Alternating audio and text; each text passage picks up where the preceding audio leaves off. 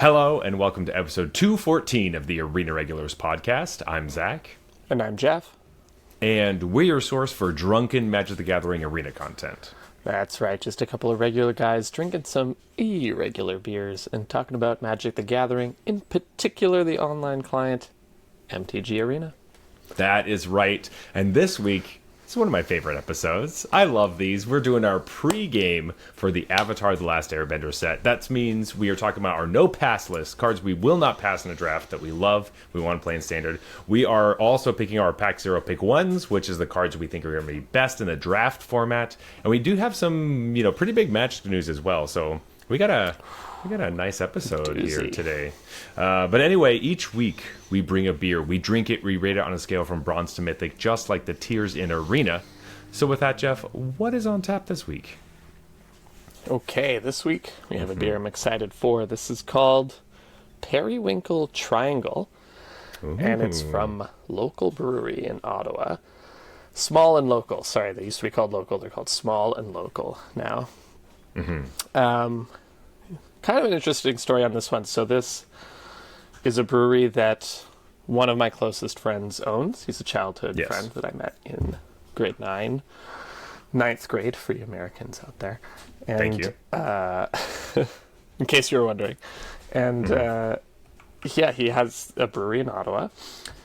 And I went to visit my family at Thanksgiving. And I was out to pick some stuff up, and I happened to be in the area that I knew this brewery was. So I was like, oh, that's perfect. I'll swing over there after I'm done running this errand, and I'll go pick up some beers for the show. And so I do that, and it's like maybe 11:20-ish at this point, and I know they open at 11, and it's just closed. Like, there's nobody there. And so I was sitting there in the parking lot for a little bit, just being like, maybe it's Thanksgiving, right? Like, duh. Like, I'm here, it's Thanksgiving weekend, they're closed. So I call my friend, and I'm like, hey, are you guys open today? Stupid me, I drove out here, and, didn't even think that there might be holiday hours or whatever. And he was just like, is Aaron not there? And Aaron is another mutual friend of ours who was supposed to open. Oh, no. I didn't know he was supposed to be working, right? I'm like, no. He's like, 1 sec. Let me call Aaron and I'll get back to you. So he calls Aaron. I guess Aaron was just running a bit late or whatever. But I was like, kind of unintentionally ratted out my buddy to the boss there. Like, not intentional. But then they both kind of came around the same time. Like, he was like, I'll just come because I don't know when Aaron's going to get there. Comes, lets me in. Aaron showed up like a couple of minutes later. But I was like, they had maybe 6 or so beers they were making at the time. And I was like, give me your 2 best ones. So he gave me this one and one more that we'll have some other time. But I think this might have been the one he said was number 1. So. Oh, well, I am very excited for this. I have to say, because I've seen you drink some of their beer before. I can't remember if we did local the local lager on the show or not.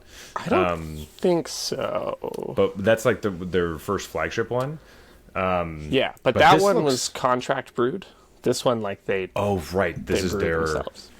And I just think all of their beers have this, where it's like, this is the Periwinkle Triangle. Yeah, and it's color shape is the naming mechanic. And I think it's great. I think it's so clean and crisp. It's very, it's like classy, right? It's very, very clean. Especially in a bottle, it feels very elegant, which is what beer often is missing, elegance. So I'm really excited to jump into this. But I am obviously biased too, so I'm curious what you think. Yeah, well, that's true. But I feel like I'm going to like it. Blueberry and raspberry sour. Like, how am I not going to like this? Yeah, I don't know if I even mentioned that. Yeah, it's a blueberry/raspberry sour. That's what we're trying tonight, you go. And it's 5.1%. Hell yeah. All right, Jeff, let's crack this open because I'm just so excited for this. Let's do it. Oh, the old... Ooh, hey, okay. Jeff is using a bottle opener from my bachelor party. Like it was a bachelor event. Yeah. I'd call it a bachelor party. Yeah. And it's an ace of spades with the spade, like, metal ace of spades with the spade cut out, and that's the bottle opener. Yeah. Ooh, wow. Well, this beer is purple, which is exactly what I wanted to see. It's a classic Zach beer. Classic.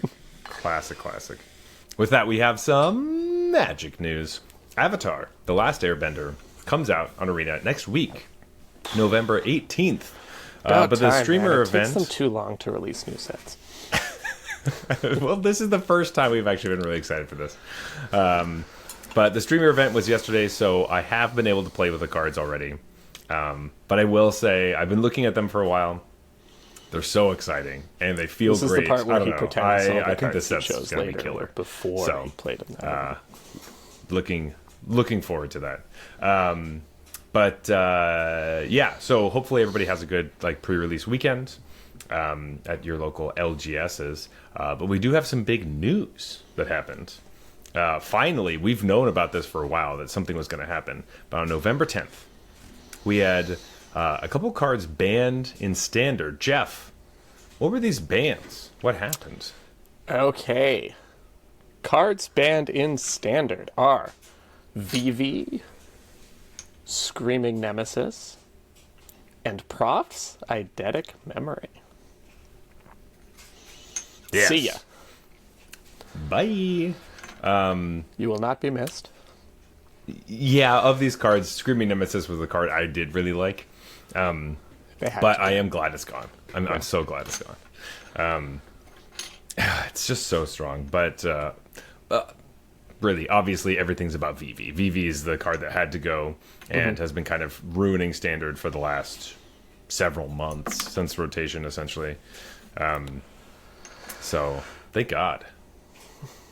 Yeah, this is, I think, perfect, in my opinion. It is also kind of what I was saying. Like, they'll ban VV, Screaming Nemesis. They will not ban Cauldron.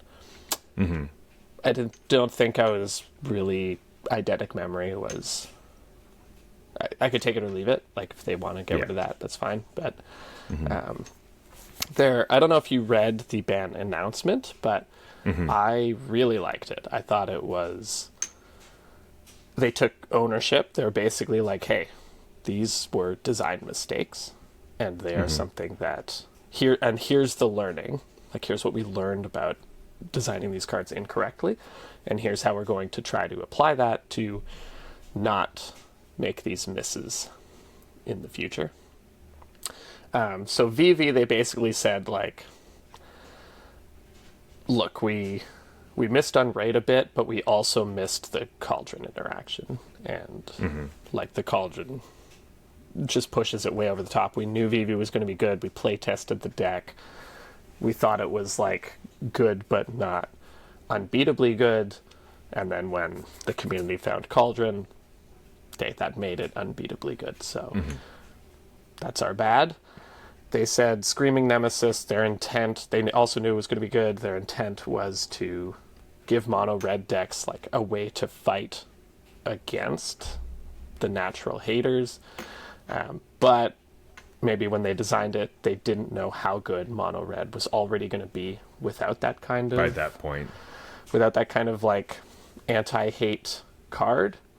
And so, basically, they just gave the already strong mono red deck immunity from its natural predators. Yeah. Was their takeaway from that one. And then Prof's Eidetic Memory, I thought, was the most interesting thing they talked about. They said, like, when we printed this, there wasn't a ton of ways to, like, break this. And it wasn't until Fear of Missing Out came out that it really just became too strong an engine. Like, again, they knew this card was strong. They made it a powerful engine card intentionally as a way to kind of, like, support this kind of mechanic in... what was this in? Karlov Manor. Murders at Karlov Manor, yeah. And they were like, they likened it to, what's the one when you cast a large spell, you draw Up the Beanstalk. Yeah, they likened it to Up the Beanstalk, where they're like, it's just a 2-mana card that replaces itself and is an engine card for the future. and they're starting to realize they have to be very careful printing those, because while they look fine now, what basically they said was they should have taken a step back and thought about, what's the likelihood we print powerful creatures that draw cards on ETB? And they would have realized extremely likely is the answer to that. And so this was kind of, they admitted like we should have seen that this might get too good. But they mentioned like we printed Steam Core Weird at the time to make to support this card, because there just wasn't really anything to do with it. Yeah. And then they printed slowly over time. Yeah. Fear of Missing Out. They printed like Tersa, Light Shatter, whatever. Like they just obviously these cards just come out that are awesome with this. So I'm glad that's gone too, because then you just have a blue-red loot deck that's like VV-less VV or whatever. Still powerful. Yeah. And can still kill you in this like fair kind of unfair way. Because they still draw a billion cards and make giant creatures. I wonder how much they didn't really mention this, but Nathan's card, the Duelist of the Mind, came out the set after that, which is a 2-mana creature that cares about drawing multiple spells that flies. And I wonder if it was also kind of seeded to be like, oh, it'd be cool if Nathan's card did some stuff, and maybe Prophetic Memory was supposed to go into that type of deck. Never did, but I wonder. I really liked the admission, though, of like, we should have known that we're going to print stuff that supports this just naturally without thinking about it. And the comparison to Up to Beanstalk, which is the same thing. Like, are we going to print powerful, expensive cards, or cards that cheat this requirement? Yes, they are going to do that. So maybe you can't draw a card when it enters, or all that stuff. Yeah, they should have seen that would get out of hand, and so at least now they're saying, hey, we're thinking about this more moving forward. Like, is this a pushed card that supports something that will naturally happen anyways? If so, it's a bit dangerous to print, because now we have to think about this card every single time we print anything new that loots. And then, maybe it comes into a space where they're just printing a bunch of worse cards because they're worried about something breaking. Right, just don't print this crazy 2-mana replaces itself engine card then. Like, or like, it just can't replace itself anymore. That's the... Honestly, if Eidetic Memory doesn't replace itself, it's almost a bad card, because it doesn't do anything the turn it comes into play. I don't know why they didn't just replace itself and puts a counter right away. It's like, why doesn't it just like make a clue or something? That would be a huge difference, right? Right, because like it would do the same type of thing, and that set also had a lot of clues. That was a huge part of the set. So you just don't get the counter on turn 2 that way, but if you did it on turn 4, you could replicate the effect. Exactly. Yeah, that would be a good middle ground. It would be kind of interesting. But anyway, we'll never really know.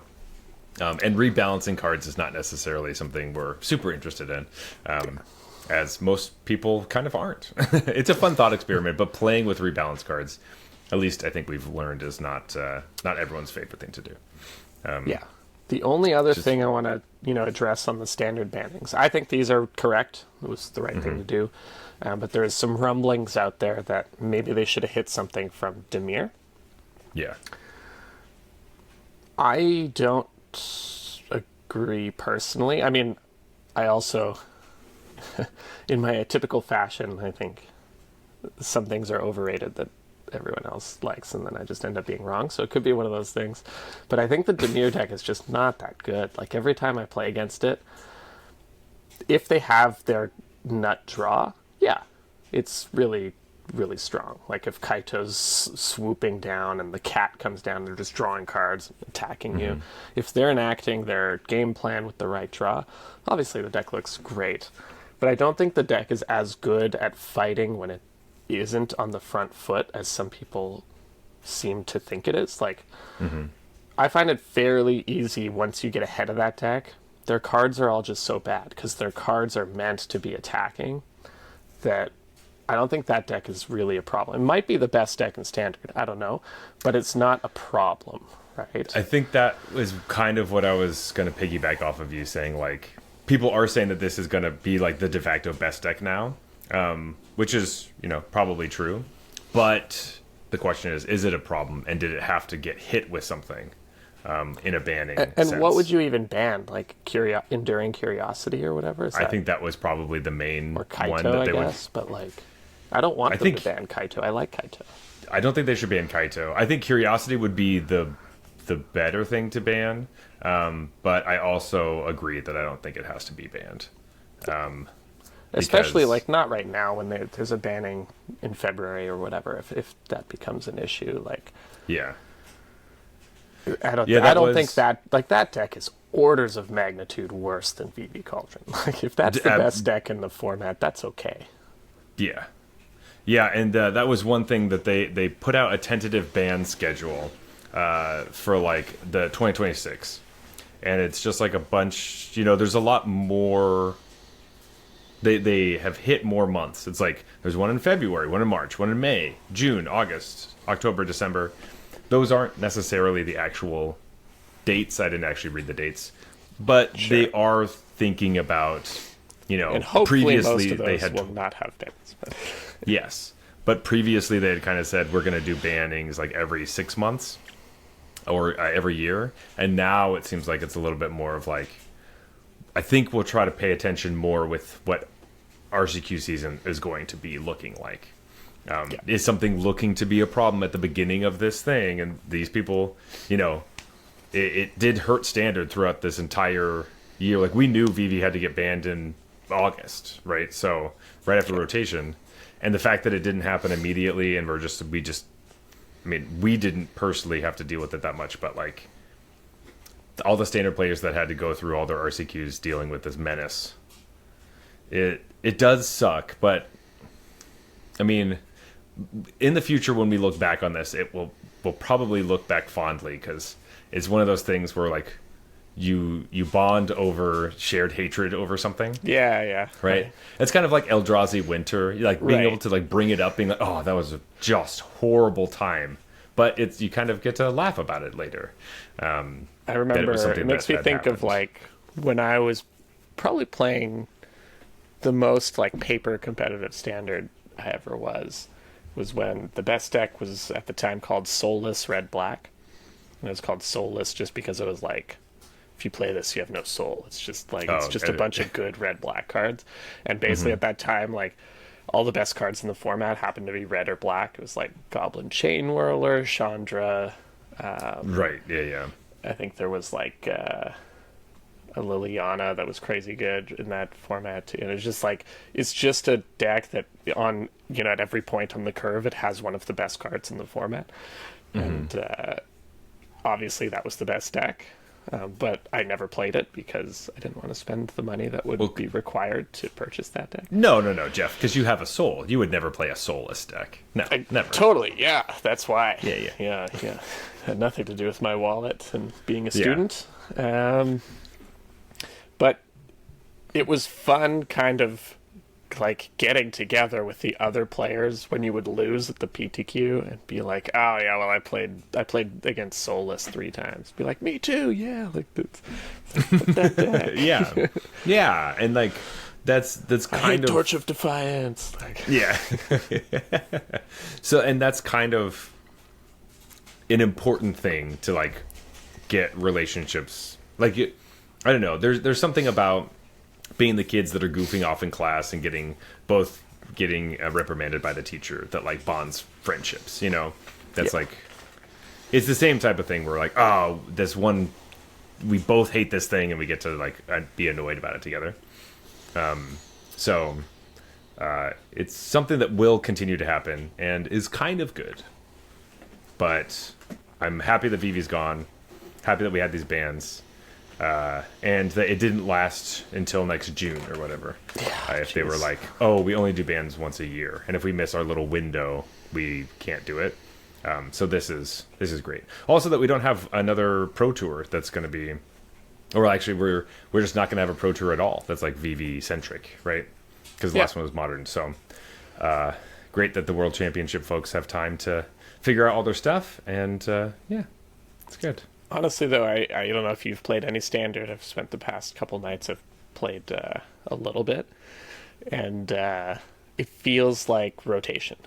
It's that same feeling of rotation because such a large portion of the metagame is gone now that, even though it's only 2 decks, it was still like 70-80% of what you would play against. So Yeah. it's now like I'm playing against all those other decks that were fringe before, and are those just decks now? I guess so. And, I'm playing like Sultai like binder basically. Just like cards I happen to have and want to see if they're good. Oh, binder is in. Sorry, I thought you meant like Tide Binder or like No. Azure Beast Binder or like yeah. I gotcha. It's based on Town Greeter, of course, but it's like a very old school kind of Gerard Fabiano Sultai, like if you know that era. But it's a lot of just like, hey, I have this card, let's see if it's good, and I threw it in.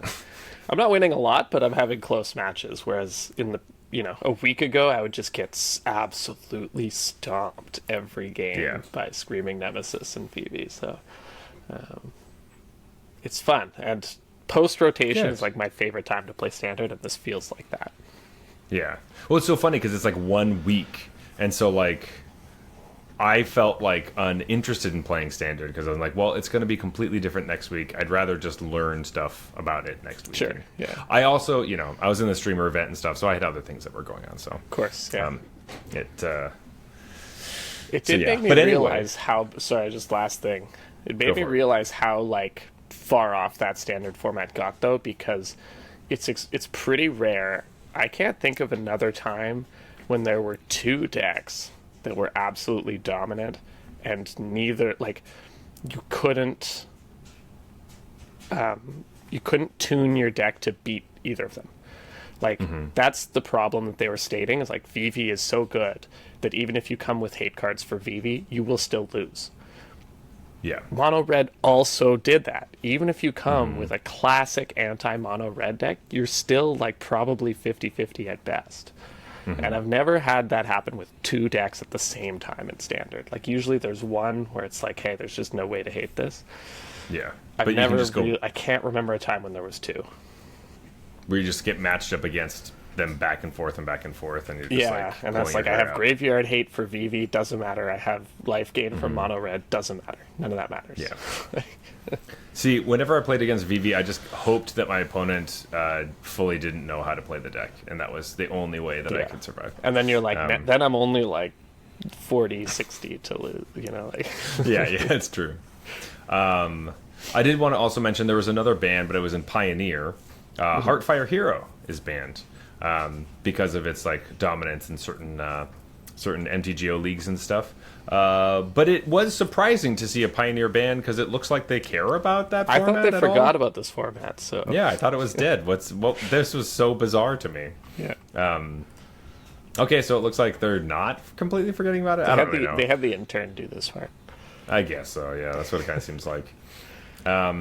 And there's also some pre-ban cards in Historic and some Brawl stuff as well, but you can look those up on your own. Jeff, let's talk about some Avatar cards. Let's get into our pre-game as we get ready for the Avatar set coming out next week. Ooh, baby. I'm very excited. But first things first, it is acquisition period. It's our no-pass list time. Jeff, remind us what the no-pass list is. All right, so if you are a player who likes to play both limited and constructed, we have a concept for you. This is the no pass list, where you sit down ahead of time and you choose the cards in the set that you are making a promise to yourself that when you're drafting, you will absolutely not pass that card. Why does this help? Because, we've all heard about rare drafting. It's a bad idea in draft. You shouldn't do it, etc., etc. We disagree. We think that rare drafting is awesome if you know it's a card that you want. In other words, if it's essentially a spent wild card, something that you will use a wild card on if you don't happen to get one, then wild cards being the valuable commodity that they are, the most valuable resource in Arena, it actually is worth it to not spend the wild card, pick up that card, and your draft deck gets like marginally worse, right? Like the 23rd playable it gets a little lower quality. You might not even draw the card you would have picked for your deck. Like, it's a whole probabilistic equation that we think doesn't add up to the same value as a wild card, a sure thing, rare or mythic rare wild card. So, since you don't want to have to panic make that decision while you're drafting a brand new set and being like, oh, should I take Heartless Act or should I take this card that's really cool? I don't know. Just do that work ahead of time. Sit down and be like, these are the cards that if I'm in that situation, I don't have to think about it. I just take this. And the thing I like most about it is I select that card and then I read the rest of the cards. And it just gives me that like 60 seconds or whatever to take a breath and read some of these cards, which I presumably already read at some point, but it's like, when you're in the draft, put on the spot, it's like, what does this card do again? I forget. They do look different, too, when you're drafting. It's like, so when you're weird, looking at a sheet on Scryfall, they just kind of look like cards, and you're like, I totally get it. But then when you're actually in a pack trying to pick stuff, you're like, oh, they all look different now. And it's a whole different feeling. It's crazy. And also these lists, they should be like 3 to 5 cards. That's probably that's you don't want to keep them too long. We've made that mistake in the past, but I have made that mistake.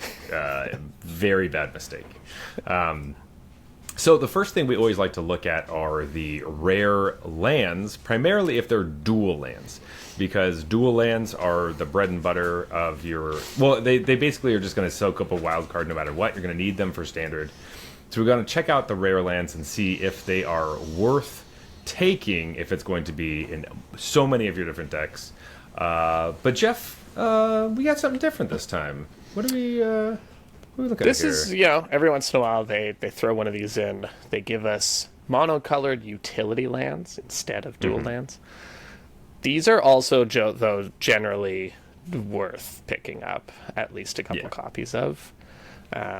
And I think these ones are no exception. These always read a little worse than they actually play, because it's hard to internally value just how valuable it is to get something out of your lands.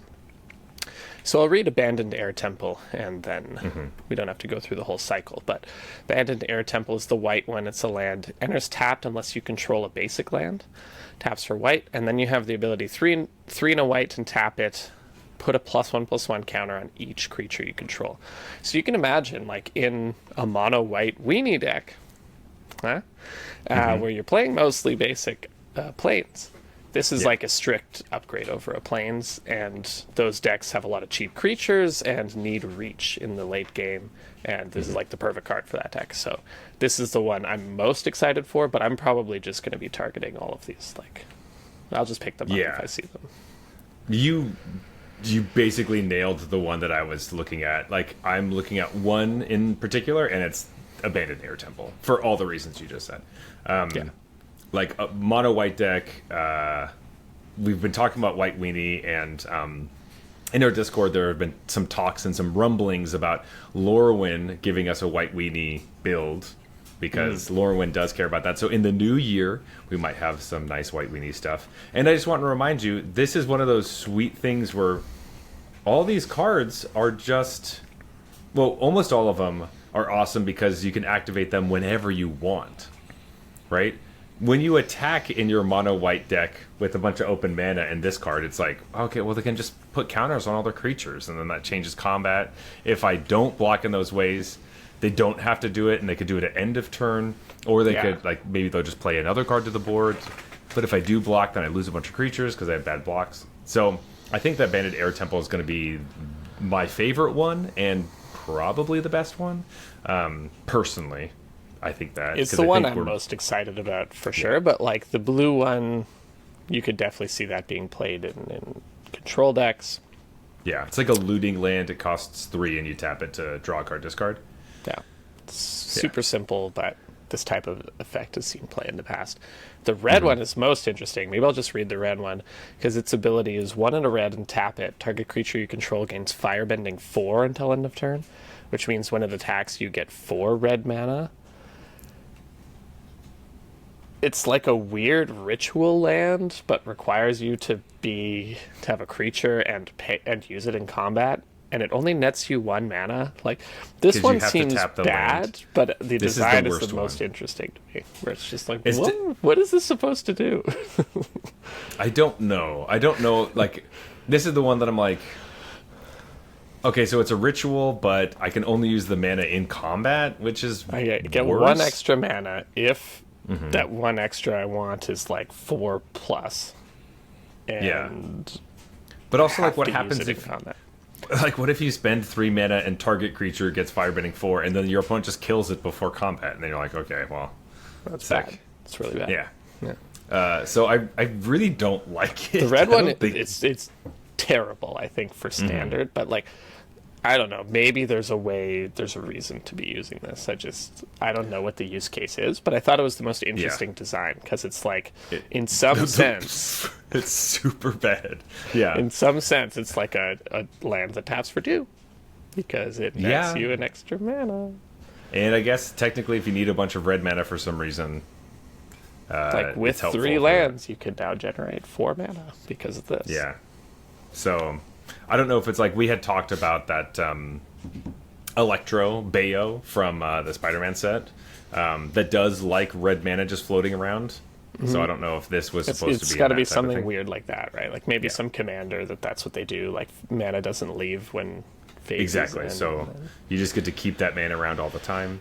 so the red be one I interesting. probably won't be picking up, to be honest. But No, it's also not that exciting in draft either. I think all the other ones I'll take a flyer on. Like, why not? Yeah. Have a Realm of Co. Even though, like, I feel like we have a better version of Realm of Co. already in standard, but the black Do we one- have? So the Realm of Co. It's like 3 and a black. Tap it. Create a 1/1 colorless spirit creature token. With this token, can't block or be blocked by non-spirit creatures. right? So, it is basically has unblockable. The other one is flying. it's yeah. This one it also doesn't chump. So a lot of like control decks don't like it, but it makes like a shadow creature. That's pretty cool. It's I do. cool. I do. Yeah. It's I so do like expensive, this. though. I don't know why 5 mana for a 1/1 was what they landed on. Well, it's you know, it is what it is. But anyway, so with these, I think I'm using one of my slots for Abandon Air Temple. That is definitely on my list. The rest of them, yes. That's the best one. I will be like hunting the blue one too, though, personally. Okay. But I think most of them are also just pretty good in draft because they're just a strict upgrade. So if you're playing these colors, you should just take them anyway. Oh yeah, in draft they basically come into play untapped, right? All the time because like you're playing so many basics. Yeah. So I think that's super cool. And yeah, it's just sweet. So I'm just so excited for these cards. There's also now. the ally land, which I'm interested in because we talked about the ally deck last time. That's true. Okay. So that's Jasmine Dragon Tea Shop. It taps for colorless, or it taps for a mana of any color, which can only be used for ally spells or activating ally abilities. And then you could pay 5 and tap it to create a 1/1 white ally creature token. That's pretty good. If you're into the multicolor ally thing, Yes. you need to play this. It's true. But we also have what's it called? We have Cavern of Souls and Yeah.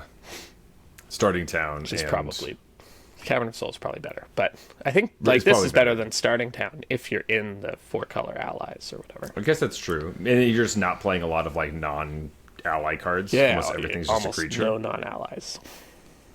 All right, so then you get like 8 copies of just colorless, or sorry, 5-color Wooburg lands. That is nice. Man, how far we've come from like the party deck getting a tapped bullshit land, Oh right? my god! Like, But that was so. It still pisses me off. just egregious. It was like the worst yeah. land I've ever seen. I was just like, So why did horrible. they put so many Riders. bad It's riders just gonna be on so busted. It just makes it completely unplayable. Which is another reason why, like, hey, sometimes if they print like busted cards, I'd rather them try cool stuff and like make things interesting than print horrible cards that are just literally you read it and you're like, well, no one's ever gonna play this card with It's so just- they many can't. safety nets just put on Yeah, them. it's just like this isn't fun. Like I'm playing a game. This should be fun. With that being said, I think Jasmine Tea Garden is not on my list. I'm not that excited for it, and as well as the I will like to look at other people's Jasmine Dragon Tea Shop ally decks, but I will abstain. I will not. And I'm also not super interested in Secret Tunnel, although it has some of my favorite text on it, which is this land can't be blocked, and it's not a creature land. So Yeah, just love the. it's so good. Like if you didn't know that Earthbending was in this set, in a few years when someone just has one of these, they'll be like, "What the hell? What the hell is that?" But also a pretty cool 4-mana tap it, 2 target creatures you control that share a creature type can't be blocked this turn. I just think it's very flavorful for the show. Yeah. It's amazing. But I'm not interested in playing it, so I won't be targeting it. I will probably. I think it is going to be pretty sweet in draft though, so I will probably be picking this card more often than. Sorry, we're talking about no pass list. I won't be talking about draft. Sorry. I'll cut it out. We're going to talk about draft in a little bit. Yeah. But a card that is just straight on my no pass list, just awesome. I'm very excited for this card. Now, Rider, before I talk about this, yes, I know this is supposed to be for other formats. Yes, it has some of that stuff going on, but I still think it's really good. And we've had there's also been other cards that are similar to this one that have been great big finishers for standard. And so Wan Shi Tong Librarian, which is X blue for a 1/1 legendary creature bird spirit at Mythic. It has flash and flying and vigilance. And it says Wan Shi Tong, when Wan Shi Tong enters, put X +1/+1 counters on him, then draw half X cards rounded down. Whenever an opponent searches their library, put a +1/+1 counter on Wan Shi Tong and draw a card. So the reason this card's getting a lot of traction is because of the opponent searches library thing. You draw a card. Mm-hmm. Yeah. That's much more of a commandery CEDH type of thing. We don't care about that part very much, but the rest of it, it might happen every once in a while. You never know if it's somebody's searching for a land, or maybe they're using lander tokens or some random stuff. You can flash this in. Well, I like playing Field of Ruin, right, with this. Because that's then they're true. Because do you want to go get that land? Do you want to get it? I didn't think about that. I do like that so much. But this card looks like Hydroid Krasis, right? It's basically a flashy Hydroid Krasis that has some extra text on it and is less colors. Yeah, the fact that this card has flash is ridiculous. It's so good. I guess they just they haven't really printed a kind of big time old school real control finisher in a while, and yeah, I guess they're just giving us that. Also on my list, this card is awesome. I played a lot of Hydroid Krasis back in the day, and if that thing had flash, I would have been, I never would have lost, because that card was already outrageous when I tapped out for it. So. It's this card. I just think it's so cool. Look at it. Look how cool it is. I love a lot of the design. The flash has me wondering, because I've always said you should have to tap out for finishers in your control deck, because that makes things interesting. You shouldn't get to hold up a counter spell and your finisher. I think that's lame. Yeah. But hey, whatever. It makes it easier, and it makes it more likely that the deck will see play. So yeah, I will say the X aspect of it does seem kind of interesting, because if you're playing mirrors and control or different situations, a lot of times it's okay, you're playing your, what was that I think it was 6 mana, it flashes in, it bounces a spell, and then every time you cast a spell you get to draw cards and bounce stuff. Hullbreaker Horror. So that one you always knew how much mana it cost, but this one's okay, if I have 2, do I sneak one in early and try to do some damage, or do I hold up enough mana to pay for No More Lies or anything else? How big do I need this to be for it to be worth it? I don't have to tap out for it. And so I think that game is pretty interesting. And so it adds a whole other level to it. And I kind of like the value version of this card. Of just okay, X is 3, but I still have some mana up in case I can bluff a counter, or at least pay for their counter spell or something. So, X equals 3 was my favorite Hydroid Krasis. Yeah. So... but that's the thing, it just fills your curve. And before, people flood our Discord to explain to me, I understand the reason it has flash is so that when someone shuffles for something, you flash this in. But Yes. like I'm talking about, it's role as a control finisher here, and I don't love when those have flash. So I get it. I know why that keyword is there, but It does make it a lot better, obviously. But man, ugh. Anyway, don't forget. It's also just a 1/1. So like, when you're doing your math, I always think it's a 0/0, and it's not. I had the joy of playing this card in the streamer event, and it was awesome. So, man, it's so cool. Sorry, I just love it. And hey, it gets pumped by your the one drop that pumps flyers. You Movo. could play this with Movo, yes, yeah. And so for the white blue flyer deck that I also, well, yeah, I guess I just put that in that deck. I still think I want to build that. I think it does seem fun. So one card I have my eye on that we haven't talked about yet, and this is partially related to me playing Sultai Dirtles, but I don't even know if this card is good, but it has me intrigued, and that's the Rise of Sozin. I don't know if I'm saying that name correctly, but it's 4 black for an enchantment. The first part is destroy all creatures. Second part is choose a card name, search target opponent's graveyard, hand, and library for up to 4 cards with that name and exile them. That player shuffles. Notice that they don't get anything back for this if that's in their hand. That's what I love. I hate how they always do that. They're like, your opponent gets an 8/8 for each card exiled from their hand this way. I'm like, what the fuck? That's crazy. Cut it out. And then the third one is exile the saga and return it to the battlefield transformed. And the other side is Firelord Sozin, which is a 5/5 menace, firebending 3. And when it deals combat damage to a player, you can use that mana. You could pay X. And when you do, put it in with target creature cards, the total mana value X or less from that player's graveyard onto the battlefield under your control. There's just a lot of stuff on one card. And the dirtily good stuff decks like when that happens.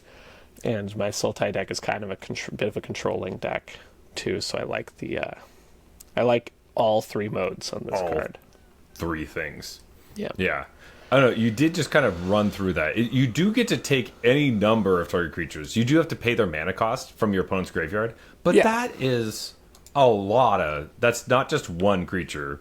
Like And cards that, presumably like, because this transforms, and it's attacking, it has to attack, right? Like, yeah, you have all your mana plus 3, so you can probably cast a lot of stuff. yes. Which at least at that point you have 9 mana, so like maybe 10 if you keep hitting your land drops afterwards. So that's pretty sweet. Obviously, it's like it's expensive. But... It's an expensive board wipe, but the value that you get back is so awesome. And being able to rip a card out of their library is just great. Especially I like that effect a lot, but it's not usually worth a card. Like there are individual cards that do that, and they're always relegated to the sideboard because, in general, it's not going to be worth it to spend a whole card to do that. I love how this is some sort of like an incidental thing. You're playing it for the first mode and the last mode, kind of, and the middle one is kind of gravy. Yeah, it's kind of like if you need to get rid of, like, in a weird way, it gives you a safety net of like you destroy all the creatures, and then the next turn, I guess your opponent would have a turn to deal with some stuff. But like, if they have a bunch of stuff that in their graveyard they get to use or have access to, you do get to exile some of that stuff, or hit whatever you're guessing is in their hand, or obviously any combos in their deck. So I don't know.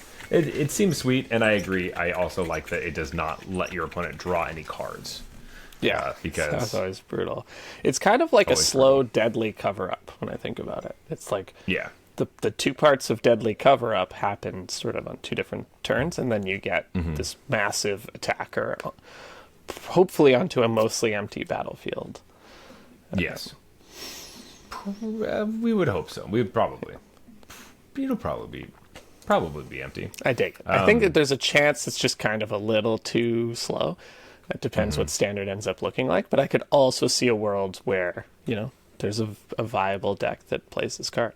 And I know I want to try it, so I don't want to blow a wild card on it, so I want to pick it up in my draft. That's also exactly what you want. You're like, I want a couple copies of this, but I don't really want to have to actually use any of my real resources, so let's put it on this list.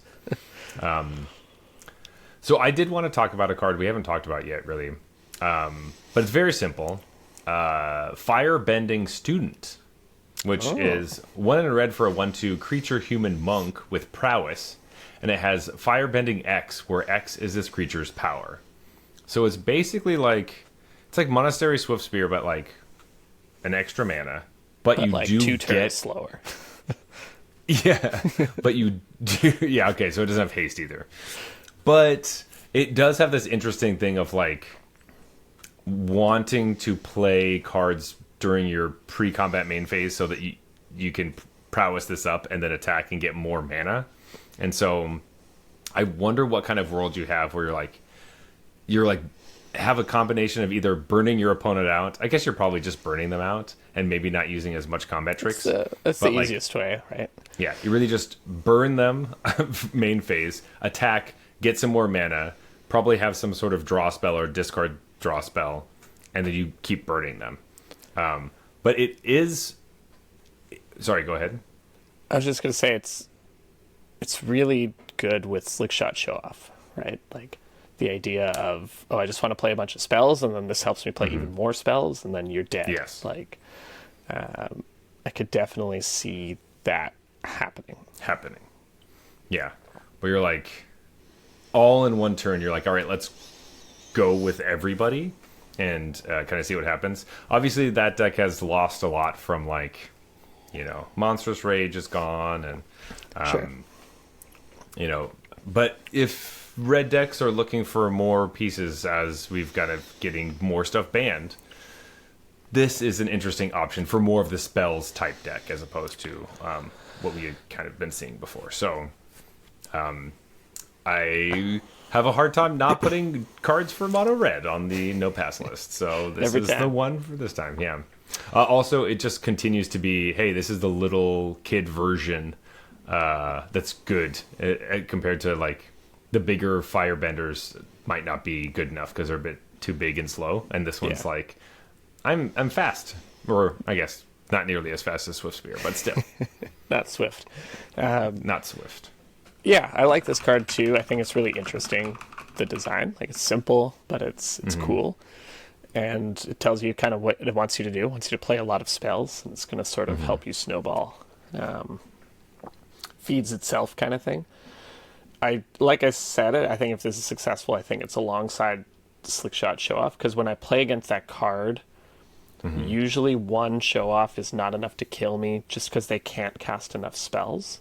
Yeah. So it needs to be 2, but obviously that requires them to draw 2 of 4, and I can't kill one of them and all that stuff. So having like this plus Show Off, now I could see that being an early game kill again, because this gets pumped, the Show Off gets really pumped, and this lets you cast your whole hand kind of thing. And so if this gives you like another 4 options to kill alongside a Show Off, that really goes a long way for that build's consistency. When I first read this, I was like, oh, it doesn't have haste. Garbage. And then I was like, took a step back. I was like, if this had haste, it would be fucking nuts, though. Like, this should absolutely not have haste. This is the correct design. Out of nowhere, you're just like attacking, and you could just turn 4, hold up a bunch of stuff, attack, make your creature huge, get more mana. It just seems horrendous. Yeah, I think I was reading it as like you get 1 extra mana per card you cast or whatever, but that's not quite what it is, right? So it's like... No, because you could pump up its power before you attack, which is also a thing that could happen. And you always get 1 plus that anyways. It's true. You always get 1. Yeah.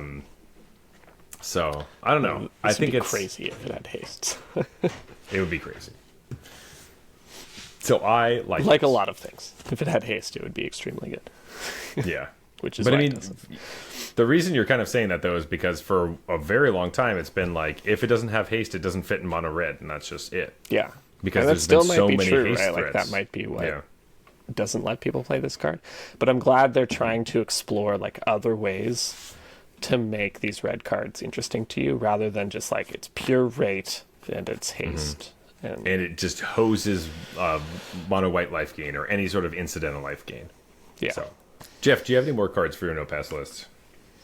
I do, but most of them are stuff we already talked about. Like, I think I talked about Zuko last time.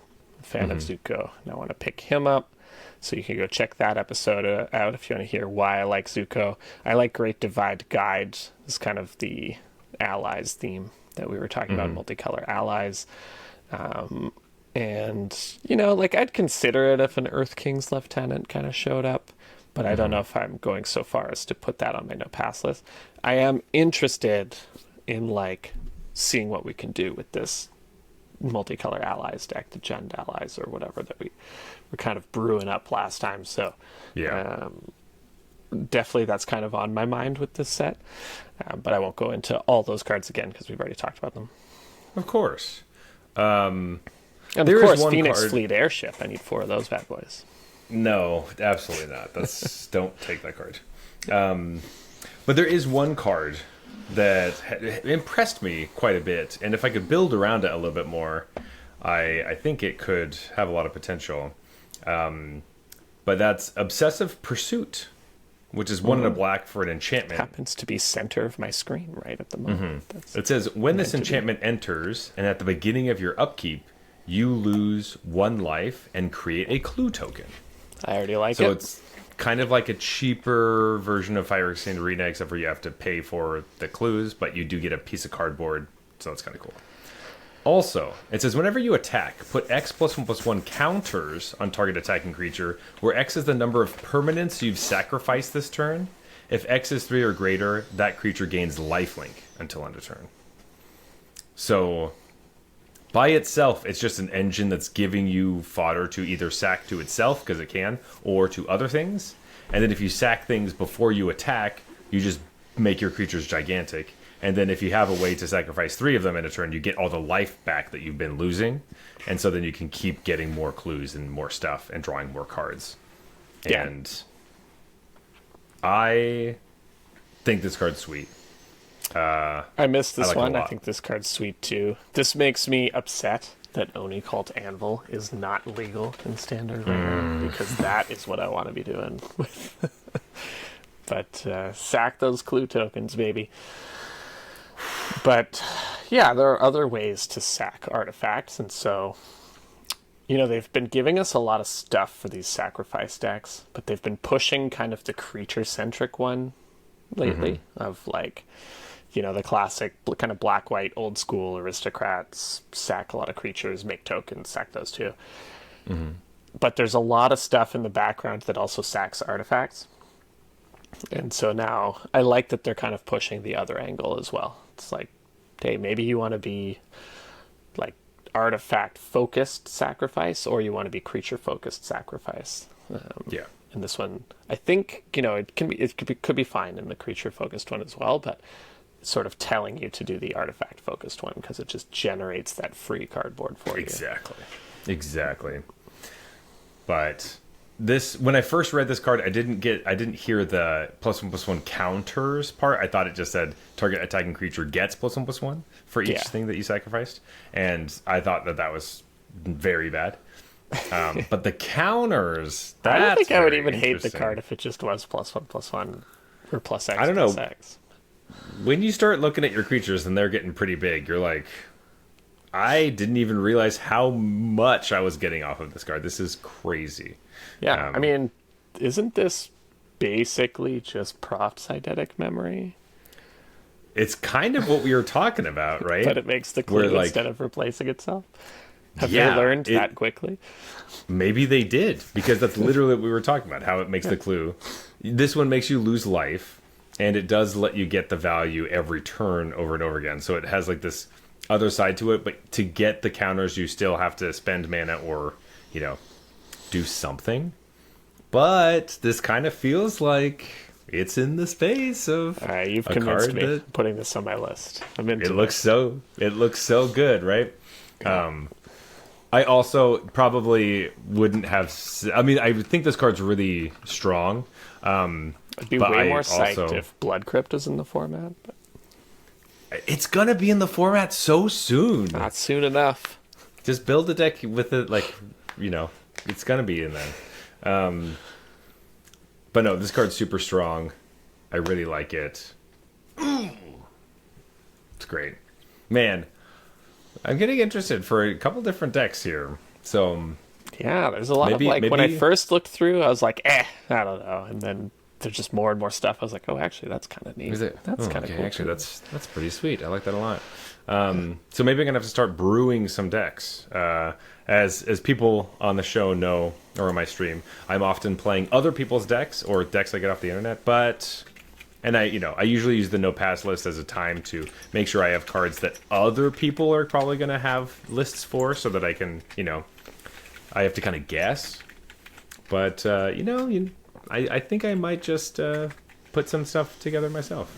Very very excited for this. But anyway, Jeff, are you ready for our favorite game of every set? Because I think it really has become our favorite thing. It is the Pack Zero Pick One Challenge. Not created by us, but Magic Data Science over on Blue Sky and Twitter. They have been putting this together. There's a forum. It's on our Discord or over on their Blue Sky stuff. So I'll put a link in the show notes if you want to go check it out. But basically, the idea is that before a draft format comes out, you have to pick what you think all the best commons of every color are going to be. And then you have 2 miscellaneous commons that could be any color, and also what the best gold signpost uncommon is going to be for the set, and then a tiebreaker rare, just as a, just in case there's a tiebreaker, but there never is. Yeah, it'd be so unlikely. So Like we calculated so to unlikely. 2 decimal points. Yes, it would be crazy. But it's so much fun and so much harder than you think it is. Trust me. This game's impossible, man. So this is why we always recommend trying it yourself. So if you haven't done this yet, pause the episode, go get your picks together, and then we can talk about all of them. But looking at all the commons with a very, kind of critical eye, as thinking what the best ones are going to be. We are considering the best commons, the most winningest commons on 17lanes.com, which is a website that tracks people's picks and win percentages. Also a great resource Yes. for data. Anyway, Jeff. We should say 17 Lands tracks, for the most part, good players' win rates as well. That's So, true. Yes, yeah. You know. Very, very enfranchised players. Yeah. Well, Jeff, I will say they do track my data, and I'm not good. So I didn't realize that. Yeah. I think I have an account, but like I never run the Python script or whatever to track it. got it. Yeah. But Jeff, we've also added this thing where we are fighting against AI. So Jeff has asked Gemini, Google's premier AI assistant, what they think about all these. So Jeff, should we just wait until the end to see what Gemini has said about everything, or should I think we so. I put think that's Gemini the in the best. mix? Okay. Yeah. Okay. All right. So we can kind of like say what we have to say and then shit on Gemini later. That sounds Exactly. good. I like Yeah. that. Yeah. Totally. Perfect. I'm gonna need something to make me feel a little bit better about some of this stuff. But I don't think Gemini will disappoint this week, but all right, I'm excited. I'm a little nervous about some of these picks, but it is what it is. We're gonna see how it is. Jeff, do you want to start us off? I do. I also, want to do the thing because Zach gets to do his disclaimer of I picked these before I played the set. Mm-hmm. I also make sure I pick mine before asking Gemini. So Yes, I'm that's not true. like copying Gemini. Although when you see what Gemini picked, I think you'll understand that I didn't. You will understand. All right, so we'll start with white. The white Mm-hmm. card that I've selected, which I don't know. Well, I thought white was an interesting one, but I went is. with Airbending Lesson. Okay, all right. That was on my list. That was on my list of cards that could have been. I did not pick that though. So Airbending listens 2 and a white for an instant. Airbend target non-land permanent, which means exile it, can pay 2 to replay it, and draw a card. So I'm high on airbending. I think I kind of talked about that last time. And super high on it as a limited mechanic. So this is a bit of a bet. But I think in a world where like airbending is as good as I think it is, this is reminiscent of a card from Invasion called Repulse, where you would bounce a creature and draw a card. And that card has been an absolute limited powerhouse in every format where it shows up. Now, this obviously isn't quite that. It's a little different. Like the tempo loss isn't exactly the same, but it's more effective at targeting your own stuff if you want to recast it. So it's sort of like a mini Repulse in a way. And I like that. I think this card could be really good. It's me like shooting a shot a little bit, but I think there's high upside here. There's a potential for this to be like just way higher than the next best white common, if things pan out a certain way. That is true. It's also a lesson, so there are some synergies there with some cards. So, yeah, but it's not like crazy synergies, right? It's not like you can go get this out of your sideboard, kind of old school lesson stuff. No, not like that. Yeah. The synergy is really just like if it's in your graveyard, there's cards that do stuff, which I think will matter. So white was pretty interesting, and it does get kind of hard to pick stuff, especially because, like, as we've seen over this show a bunch of times, you get in your head about exactly what is going to be great, and I feel like that's what I did this week. Well, it's hard because I think I also did a similar thing. The kind of thing to point out is that our removal in white, we don't have our like go-to banishing light this time around, where it's like the enchantment that just gets rid of anything. Yeah. We have like a pacifism. We have like attacking and blocking creature gets damage and kill big creatures thing. So the removal was like and as we kind of go through, some of the removal's not the best in this set. I ended up picking Kyoshi Warriors, which is 3 and a white for a 3/3 creature, human warrior ally. And when this creature enters, you create a 1/1 white ally creature token. In the idea that you're going to be wanting to have a lot of allies and make multiple bodies. Now, sorry, what were you going to say? This is hilarious, and I'll wait till the end when I tell you what Gemini picked. So that's going to be frustrating. Are you saying that Gemini's picks were bad because okay, whatever. We'll You'll have to wait and see why I think it's funny. Anyway, but Kyoshi Warriors, like we do want cards that make extra cardboard. The only reason this one feels so iffy is because it's 4 mana instead of 3, and oftentimes we get a 3 mana version of this. But I do think that a 3/3 and a 1/1 will be helpful. Wow, I hate that you're laughing. This is so horrible. I'm with you. Yeah. All right. Anyway, that's what I picked, and I think that it will. You'll like to have a lot of creatures on the battlefield, especially because the removal's not so good in the set. Yes, and spoiler alert: one of the themes that I've built my picks around is the airbending is good theme, and this is a card that's good with airbending. I mean, like, I could airbend your token away, but that's not great.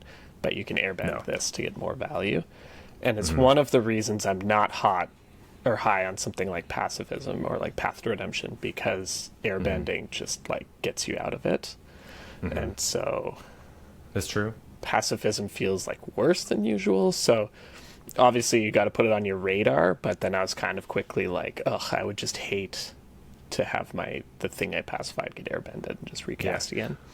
Which is so funny because to me the pacifism seemed worse because you could waterbend with it. Right, and I was like, and waterbend was another thing too, right? Where it's just like, I feel like removal has to be evaluated differently in this format. I think so too. So because of that, I was hoping that 2 creatures would be good enough. But Jeff keeps laughing at me, so I don't know what's happening. Anyway, I'm not laughing at you. You are. Anyway, I'm laughing at the situation. All right. But I like Kyoshi Warriors as well. Okay. That's fine. You don't have to like them either, Jeff. You could just say that. Anyway, let's move on. We're going to snake this thing. I'm picking blue. And the best blue common is going to be Forecasting Fortune Teller. It's 1 and a blue for a 1/3 creature, human, advisor, ally. It says when this creature enters, you create a clue token that's always powerful. 2 mana 1/3 is also just nice for decks that you want to be able to block stuff. It blocks all the ally tokens really well as random 2/1s and stuff like that. And you get to draw a card if you pay 2 mana for it, and you can choose to do it whenever you want, because you can also tap this and your clue token for all your waterbending stuff. What's not to like? This card's great. This was my easiest choice. I also picked Forecasting Fortune Teller, and I barely read the other cards when I got to it. It's so good. That's the one. Easy. Yeah. All right, what's next? Black? Black was very interesting. Oh, God. Black was... Yeah. So black has just an absolute ton of removal. And that was kind of where I was like, do I just pick the normal... Like, there's Sold Out, there's Swamp Snare Trap, sorry. And then there's the 1-drop one. What's that called? Deadly Precision. Mm-hmm.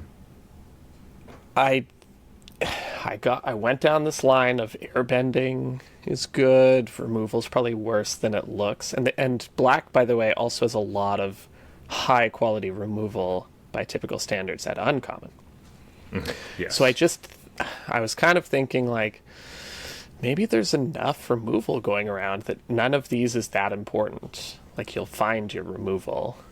Okay, and yeah. what you really want, especially in a world where airbending's a thing, is Corrupt Court Official. So I picked Corrupt Court Official. This is also partially inspired by getting my butt kicked by Virus Beetle a few sets ago. Being like, is this a similar thing where this card just goes in every deck and synergizes with all the mechanics? So that's what I went with.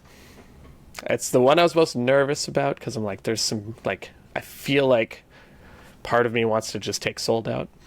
But I went with Corrupt Court Official, which is 1 and a black for a 1/1. When it enters, target opponent discards a card. It's a human advisor, if that matters. It barely does. Allies are obviously the most important creature type in the set because there's a bunch of cards that care about allies. However, there is a uncommon that can search up advisors. Right. Wait, that's not right. Sorry, it can't search up... No, that's a lie. It can search up nobles. It can't search up advisors. What? Oh, well, then I retract. Sorry.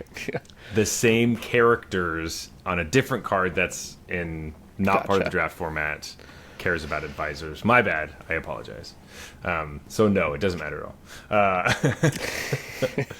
But I love I love Corrupt Court Official. This is a reprint. Yeah. I love this type of card. But I didn't pick it. I didn't pick it because I was worried about the synergy. I don't know if you're going to be able to airbend your stuff enough for it to get a bunch of value. So I decided to just sell out, and I sold out. Yeah, and I was like, it's either Sold Out or I could do something. Yeah. Crazy. So Sold Out, we've been talking about for a little bit. It's a 3 and a black for an instant. Exile target creature. If it was dealt damage this turn, create a clue token. That extra part doesn't really matter, I don't think, that much, unless you randomly just, they attack you with a big creature, you chump it with a 1/1 ally, or your Corrupt Court Official. It's very weird. And then exile it just to get a clue token out of it. Maybe. I think it had some play, but there are some red cards that can deal damage to everything, so I don't know if you pair it with that or something, but for the most part, it just exiles a creature at instant speed for 4 mana, and I think that's going to be good enough because it does get rid of whatever. So yeah, I took Sold Out. Yeah, just kind of had to. That's the responsible pick. It is the responsible pick. I did another responsible pick, I think, for red. There's not There are some. I feel like there are things only two you can valid do. choices here. There are, and the one I picked was Firebending Lesson, Yeah. which is a single red for an instant lesson, and it has kicker 4. So you can spend 1 mana or 5 mana on this, and you can either deal 2 damage to target creature, or if it was kicked, you deal 5 damage to that creature instead. But this card's awesome because it kills little things that are attacking you early, big things attacking you later, and it's a lesson, and it's an instant, which is the reason I pushed it over the hump for me. Because if this was a sorcery, you can't use Firebending. It would be to cast cast for them Firebending to Lesson. make this a sorcery. Right? It would be you have insane. to be able to firebend this for. And when I first read it, I really felt like I was like, that has to have like a downside. It's got to be like a sorcery. It reads like a or sorcery, something. doesn't it? Yeah. Yeah, but no, this card is so good, and red is one of the decks that cares a lot about lessons in your graveyard. So this card's going to be very important. Yeah, card's great. Obviously, I was considering that card as well. But I'm going to go with Lightning Strike here, which is just a classic. 1 and a red for an instant, classic. deal 3 damage to any target. Because you know why? You can't airbend your face to get away from my Lightning Strike.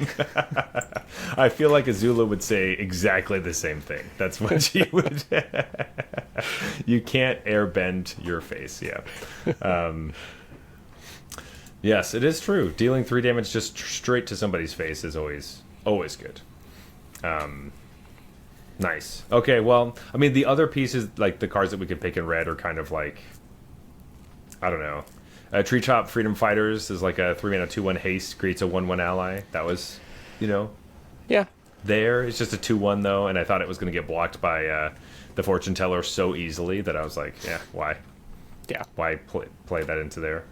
And yeah, Green was another interesting one for me. I think there were no like just super obvious standouts for me, and so I had to actually read every card.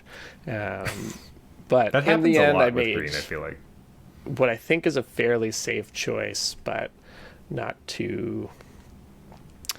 It doesn't give me a lot of like high upside potential, like if this is the best common, it's not going to be a standout. But I don't know. I just went for Raucous Audience, which is 1 and a green for a 2/1 human citizen, and it taps to add a green. And if you control a creature with power 4 or greater, you get to add 2 green instead.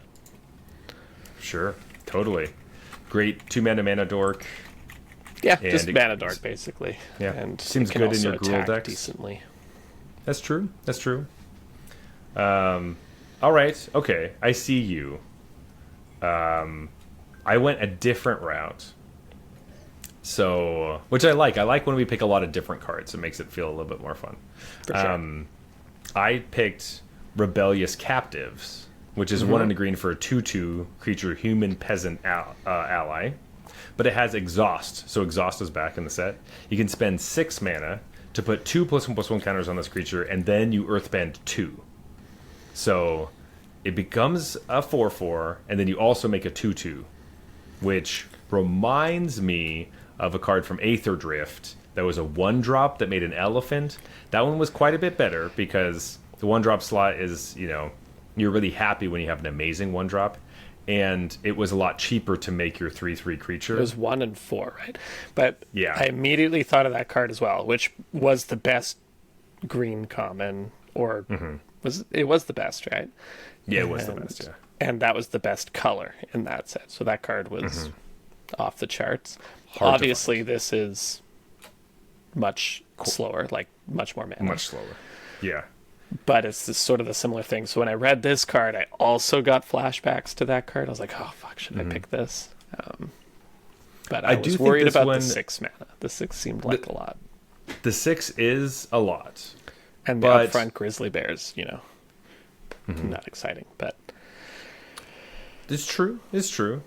But I do like the upside of like this card works a little bit differently than the Scurryfoot was what the card was called, because that one became like a 2/2 and then you make it a 3/3. But this one attacks and then like your opponent, once you get to 6 mana, your opponent has to now kind of sit like this is the creature that's going to be bigger than the other creature that you make. So now you have like this combat trait ability, which the Scurryfoot didn't really have. And it can try to trade with a real creature and leave something else afterwards, which is, I think, the name of the game, because of some of our removal is not...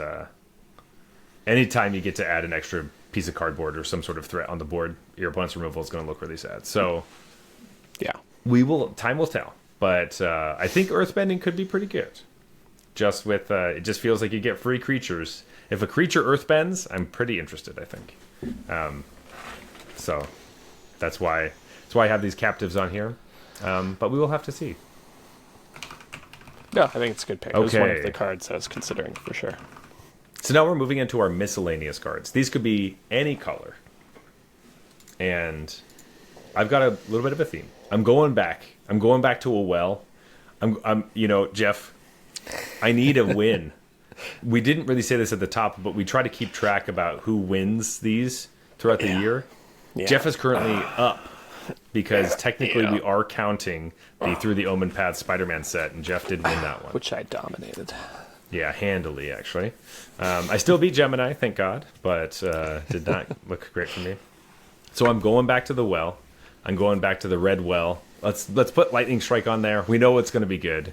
Yeah. And I don't want to just give this up. I mean, obviously mine is firebending lessons. I was like, when we were doing the red one, I was like, whatever one he picks, I'll just pick the other one because I know I'm gonna have whatever one I pick as my best red common is gonna be the miscellaneous, and it's more fun if we get to do the hey, I've actually picked the best red common. It's true, but it does kind of deflate this a little bit at the end. But hey, what are you gonna do? You just can't pick these two cards. You can't. They're going to be the best cards, especially because there's a whole spells thing. I don't know. I just think it's going to be great. They're going to be awesome. To deflate things a little further, my other card was sold out for the miscellaneous because I was just it's too risky not to take this one. So too risky. So we do have a few overlaps, but that's okay. There should be some overlaps. Otherwise, one of us is way off the rails. Usually me, but I'm glad that because sometimes you just try to spice it up for the show. But what's that really doing? Totally. My last miscellaneous card is it'll quench ya. It's the Quench reprint. 1 and a blue for an instant lesson. Counter target spell unless its controller pays 2. From a iconic episode where Sokka gets super high drinking this cactus juice, and he's just tripping all over the place, and so that's his new phrase, cactus juice, it'll quench ya, and he just says it all the time. So it's just great. So funny that it fits perfectly, but it's a good counter spell that you want to play. It hits the spots that you want, and it's a lesson. I don't know, that seems like it's going to be super helpful for all the lesson decks that you're going to care about,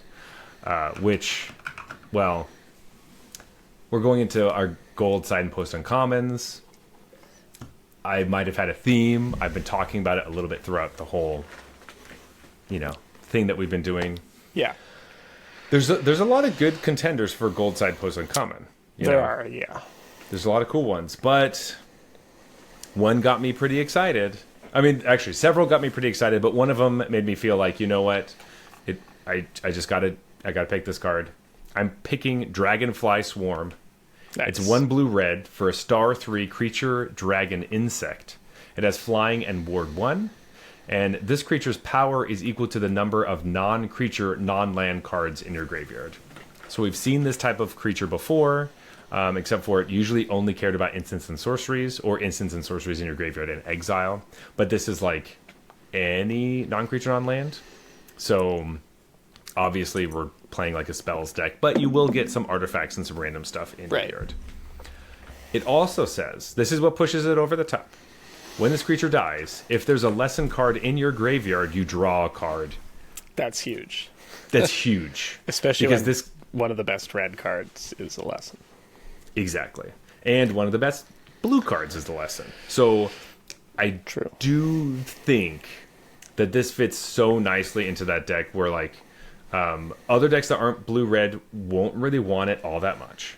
And you're hoping to just do your spells thing. And I just think that its win percentage will be pretty high because when that deck comes together, I think it's going to be super strong. And the decks that don't come together that are blue-red won't have this card. Do you know what I mean? Yeah. It'll just be like, sure. oh, I didn't get the Dragonfly Swarm. So it'll keep the Dragonfly Swarm stats high. Well, maybe isn't the best, but if you have that card, I think it'll be pretty good. Yeah, I always forget about that, like gaming the metric kind of thing, where it's like It doesn't. we're talking about players who know what they're doing, and Yeah. It really hasn't panned out for me, to be fair. Whenever I try to game the metric system, it does feel like overthinking a little bit. Well, it is my specialty. I will say that. But that is part of my theme in the whole, as we're going through stuff, is that I think that I like the firebending thing and the waterbending stuff.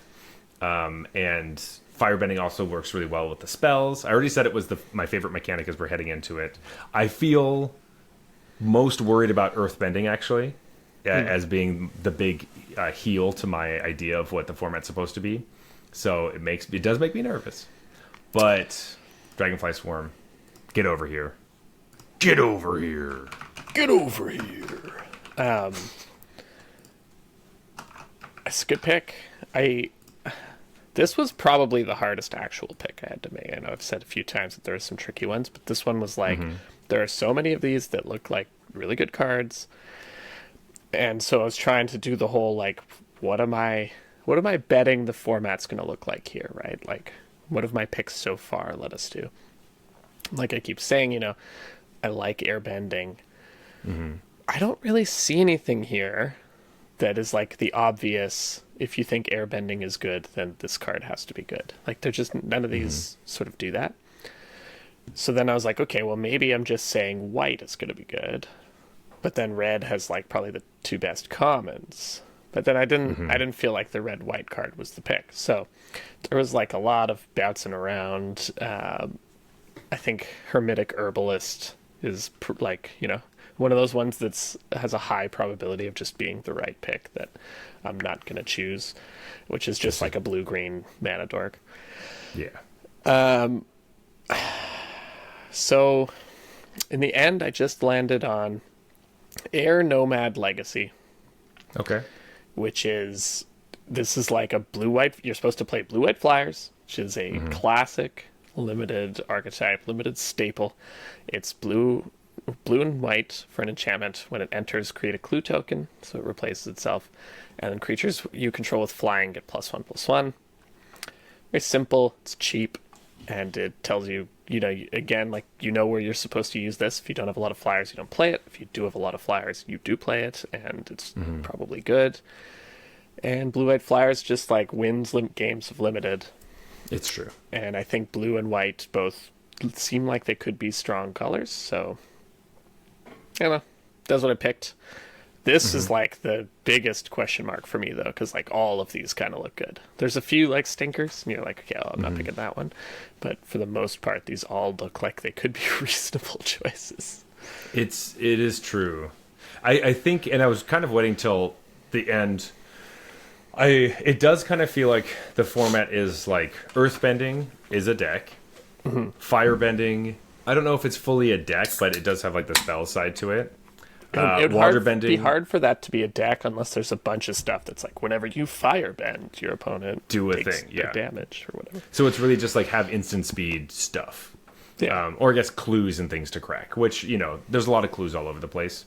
Sure. Waterbending also cares about some of that stuff. I think airbending kind of feels like there's less cards that do it. And I don't know if it's like fully a deck. So it feels like there will be some good synergies and stuff, but obviously, as you were just talking about, the gold signposts don't specifically call that out. Though it is interesting that Airmad Legacy does make a clue token, so in a pinch, you can still bounce it and recast it and get another clue if you have nothing else to do. Yeah. But that's not it's not like to do. You're hoping you don't bounce your anthem, but and it makes it worse if you bounce theirs. But anyway, yeah. Definitely a solid pick. And I think it could easily just be like, yeah, Blue-White Fires is just really strong because it is just a good deck. It's easy to assemble. This card's gonna make it way better. That's kind of what I like defaulted to. It's just like, yeah, there's only so bad Blue-White Flyers can be if it's a supported archetype. Yeah. We're like, and there's there's the Super Windrake or whatever, that's like Iguana Drake or whatever it was called. Yeah. But the the Iguana Parrot is what you're talking about. Parrot, yeah, it's like the most ridiculous Windrake I've ever seen. It's like vigilance and prowess. Yeah. It's pretty cool. The other ones I was kind of looking at were like Foggy Swamp Spirit Keeper is the Dimir one that, like, when you draw 2 cards, you make one of those little shadow creatures. They're spirits, but they function as shadows in the format, which seems really cool, but definitely only works you have to build all around it, and it seems maybe a little. I like it so much. But I like that it's a 2/4 lifelink and wants to go into this kind of slower deck. Yes. Like, it helps a lot because sometimes you'll see this card and it's like a 2/1. And you're like, what the fuck am I supposed to do with that? Yeah, this like sucks. But like this is like, I want to block their attacks, gain some life, and then attack with my unblockable creatures. Like that's and like the it point. doesn't get lightning striked and stuff like that. Exactly. Nice. So 3 mana 2/4 lifelink, make creatures seems nice. Just have to build around it. And the other card I was looking at was actually Daily Agents. Is the Golgari card. It's like 5 mana, 3 black green for a 3/4 creature human soldier. But it just says when this creature enters Earthbend 1, then Earthbend 1.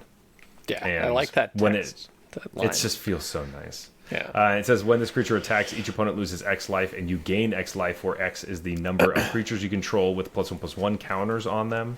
So what's really nice is that with Earthbend 1, then Earthbend 1, you could use it as like make 2/1/1s. That's the obvious one. You could make 1/2/2, or you could put +1/+1 counters on your already Earthbended creatures. So it has a lot of different things you can do with it, and then the drain is kind of nice. So it just looked so cool. I feel like I've learned from doing these though to like. You have to have a good reason to choose an expensive signpost. Like the cheap ones almost always do better. So it's true. You got screwed the last time you picked an expensive one that had counters and stuff. Yep. So this card, as soon as I read it, I was like, no 5-drops that reward +1/+1 counters. We're not doing that again. It's true. So I was mostly like looking at if it costs 3 or less, I'm interested. And there's a lot of them that do. So there are. It was an easy way to narrow my search. It's pretty smart. That's a good way to go about it. Last up, Jeff, we do have some tiebreaker rares. So give me what you got. What's your tiebreaker All right. rare? Well, I felt it wouldn't be correct, for me to, especially since this barely matters. But I do think this card is very powerful. But I felt like it wouldn't be right if I didn't choose some sort of air-bending super rare kind of thing. Sure. And so there was Appa, which we've talked about, but instead I decided to go with Avatar's Wrath, which is 2 white for a sorcery. Choose up to 1 target creature and airbend all other creatures. Until your next turn, your opponent can't cast spells from anywhere other than their hands, and then exile Avatar's Wrath, whatever. But basically, like, you pick 1 creature, everything else vanishes. Your opponent can't recast those creatures on their turn, and so you get first priority to start recasting all your stuff. That seems like a limited bomb to me. So absolutely, this is like pretty close to Plague Wind in limited, for 4 mana. So it's nice. Totally, that was on my list for sure. What a sick card. It's so cool. Crazy. It does the things that you want. I'm also really happy that you picked that instead of Appa, because you do have to pick a rare, not a mythic. So that's also fantastic. Jeez, I do it every single time. Pick a mythic rare. It's because I just search for rares and mythic rares on Scryfall, and then I'm like, I could pick any of these. It's like, no, just rares. But no, that's one of those cards where you're like, man, there's no way I win this. There's no way I lose this game. now there's no way I win this game because of the Avatar's Wrath. That's smart. It only costs one color. Pretty good. Usually a good sign. Great thing to do. I went a different direction. Instead of only sticking with one color, I decided to pick a card that has 3 colors. Okay. So I chose an Airbender. So, there is that. I chose Aang at the Crossroads, which is 2 green, white, blue for a 3/3 legendary creature, human avatar ally at rare. It has flying. And it says when Aang enters, look at the top 5 cards of your library. You may put a creature card with mana value 4 or less from among them onto the battlefield and put the rest on the bottom of your library in a random order. So it's immediately just a 5-mana 3/3 flyer that brings a 4/4 creature, most likely, if you built your deck correctly. So this is your top end. I love it when 5 drops are my top end. It makes me so happy, especially when they just cheat out other cards. It also says whenever another creature you control leaves the battlefield, transform Aang at the beginning of the next upkeep, which is kind of a weird time to transform. You would think end step, but it's that upkeep. But it transforms into a 4/4 flying creature. It says land creatures you control have vigilance, and at the beginning of combat on your turn, Earthbend 2. So every combat step, you make a hasty 2/2 land that has vigilance, and you already got your card back basically from playing this card. I mean, I would be pretty surprised if you whiff. I just this is one of those just powerhouses that's going to be so frustrating that even if I kill this, you still got a card. Yeah. And I mean, this is obviously a huge card, especially in limited. 3 colors is my only knock against it. But hey, there's the whole game in hand win rate thing, right? Maybe you don't put this in decks where you can't cast it. Exactly. By the way, I think the transform thing is so that your opponent can't just kill your stuff on your end step, and then it has to wait till the whole next end step to transform. That makes sense. Okay. All right. That's interesting. Yeah, there usually is a reason why cards are worded in strange ways. But yes, that makes sense. Now, this isn't that big a deal. If it transforming on your opponent's turn, it doesn't matter that much. It makes it a 4/4, but its abilities happen on your turn. And vigilance is something that again doesn't matter during your opponent's turn. But it's true. I think that's why they did it, just for if your opponent kills something on your end step, you don't want to be I'll transform at the next end step. Yeah. Nice. But yeah, anyway, I think this card could do that thing where people that can cast it will win games, and people who can't won't put it in their deck. Though there will be the people that try to reach a little bit too far and just, I have to play this card no matter what. So I'm just thinking that 17 lands users are smarter than that, or better, faster, stronger. Yeah. I mean, a 3/3 flyer with this ability, just the front side alone is crazy, and the fact that it already has the back side, it's limited powerhouse for sure. Absolutely. All right, Jeff. Well, we only have a few overlapping cards. I think it's 4, so that's pretty good. Yeah. All right. Are you ready for the robots picks? I am ready for the robot. Gemini. Yeah. Tell me what you got.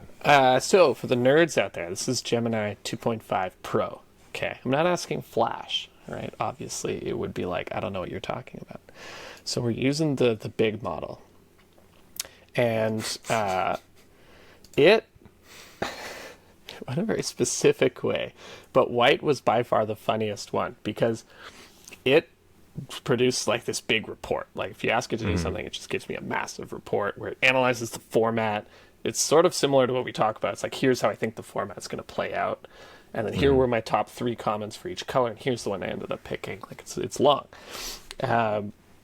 but I go through it and I realize sometimes it gets most cards right, but sometimes Gemini, however it looks up Magic cards, the most consistent thing it gets wrong is the mana cost. So sometimes it thinks cards are cheaper than they are, and sometimes it thinks cards are more expensive than they really are. And it just feels like it's always the right colors, but the colorless amount of mana that goes alongside it is sometimes wrong. So for the white common, it said that this was a clear choice, and that Airbending Lesson was by far the best white common. And I was like, oh, okay, well, I mean, I picked that too, but I didn't think it was that, like... That clear. Yeah, I didn't think it was like that ahead of the pack kind of thing. And so I read its analysis, and it very clearly thinks that Airbending Lesson costs a single white mana. So it was like, for a 1 mana instant, you get crazy value off this card. I'm Yeah, like, it's like, yeah. yeah. I would agree with you. If this was a 1 mana instant, this would be just exactly what you said. By far the best white common. So then I was like, okay, like, I like your picks, but just so you know, Airbending Lesson costs 2 and a white, so 3 mana total. It does not cost a single white. And then it goes, oh, well, that changes everything. Then I have a different pick, and instead of Airbending Lesson, I think the best white common is Kyoshi Warriors. And this is why I was laughing, because our 2 picks were Gemini's 2 picks. But then I read its description, and it said, for 2 and a white, you get 2 bodies. and you were even like, we usually see this card at 3 mana, and like, it would be so much better at 3, but I still think it's good at 4. That's why I was laughing, because Gemini thought it was 3. And then I was like, oh, okay, sure, but just so you know, Kyoshi Warriors is actually 4 mana, not 3. And I was like, well, that changes everything. I now have a new pick. So it literally picked the 2 cards we picked, but only because it thought different mana costs. And then it landed on... well, it told me the best white common was Rabbit Rhino Troop. Oh my god. Which I assume it meant Rabaroo Troop. Yeah, Rabbit Rhino based on Troop. its description, but what it said was Rabbit Rhino Troop. So we're gonna clock Gemini in here at selecting Rabaroo Troop, which is 3 white for a 3/5 with landfall. Whenever a land you control enters, it gains flying and you gain 1 life, and it has plane cycling too. That's so funny. Yeah. That card is, I think, just hot garbage, like awful. Like, I just don't really think you want to be putting this in your deck at all. Like, of the land cyclers, this is the only one that has 5 toughness and dies to Firebending Lesson. All the other ones have like 6 or more toughness. So at least it'd be like, okay, well, at least the common removal in red doesn't get rid of it. This one is just bad. I don't know. To be fair, Gemini had a lot of issues understanding the white cards. It's true. So everything else was its first choice, but the white was the one where it just had this issue, and I just thought it was hilarious that... Because I was also considering Kyoshi Warriors, and so it brought that up. I'm like, reasonable choice. And then I read its description. I'm like, oh my god, it thinks it's 3 mana. Like, of course that would be the choice if it were 3 mana. It's just like, you know what? I don't care anymore. Stop getting mad at me. I'm just going to pick, like, the worst one. Rabbit Rhino. And I was like, you know what?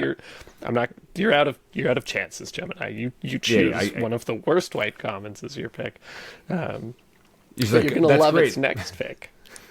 Okay. Blue. What's the next? It was very confident in this one. Okay. Giant Koi.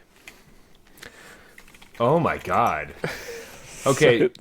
Sure. All right. So Giant Koi is 4 blue for a 5/7 creature fish. It has waterbending 3. This creature can't be blocked this turn, and it has island cycling for 2. So like, sure. Like, it island cycles if you need it early, and then later in the game, it is a clock, because making it unblockable for 3 is cheaper than other versions of this card we've seen, like the serpents that come down for cheaper for artifacts or whatever, and then are. But like, the best is it just gonna pick all the land cyclers? Well, do you have a choice, I guess, of what it picked for black? I mean, if we're just gonna keep going, then I guess like Canyon Crawler. It selected Canyon Crawler. You gotta be kidding me! Oh my god! And its logic for these, by the way, was game in hand win rate measures when you win if the card was in your hand in that game, and therefore these flexible cards that will appear in your hand and go fix your mana are going to dominate that metric, but also appear as late game like threats, sure. strong creatures. So it was definitely systematically, intentionally selecting these, and in my opinion, greatly overvaluing how much that's going to affect the game in hand. Right? Not putting something on the board on turn 2. But it even said, like, this is a mathematical decision, like playing the metric and not necessarily a best card decision. And I was like, okay, cool, but like I've seen this a bunch of times, and those cards are almost never the best ones. But never, I don't think we've ever had one that was the best common. There was one green one, but it was also like a 6/6 that gained a bunch of life. It was just like a really, I think. Oh, you're right. Sorry. Yeah. From Aether Drift, it had cycling. It didn't have land cycling though. It just had. Oh yeah, it had cycling, not land cycling. Right. Yeah. Anyway. But yeah. Anyway. I'll just Cannon Crawlers for black for 6/6. It's a spider beast. It has Death Touch, and when it enters, it creates a food, and it has Swamp Cycling. So like, okay, but it didn't select any more land cyclers. To my to my relief, I was like, is it just going to pick all of them? Because with red, it was unable to deny the power of Firebending Lesson. Good. Okay, at least we're back on track here. Now it's not completely a wash. Yeah.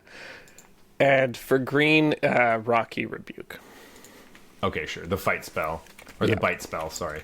The 2-mana bite spell. At instant speed works out. So it selected Callous Inspector for black.